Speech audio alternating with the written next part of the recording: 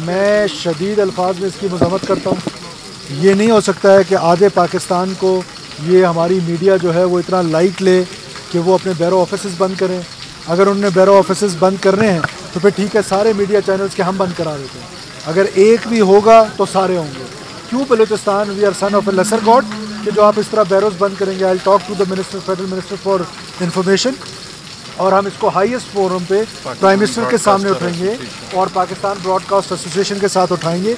ये नहीं हो सकता है कि आप आधे पाकिस्तान को इतना इग्नोर कर दें कि आप अपने बैरोज ख़त्म कर दें। और ये कौन सा तरीक़ाकार है? पहले बलूचिस्तान को नेशनल मीडिया, जो मेन स्ट्रीम मीडिया है, वो इग्नोर करती है।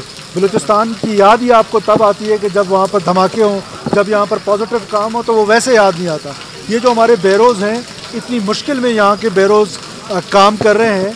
हमने अपने सहाफ़ियों को प्रमोट करना है, हम अपने सहाफ़ियों को बेरोज़गार होने नहीं देंगे। और ये जो प्राइवेट मीडिया है, ये यहाँ पर अपने बैरोज़ वापस नहीं लेके जाने देंगे। हर फोरम पे हम इसका एहतजाज करेंगे।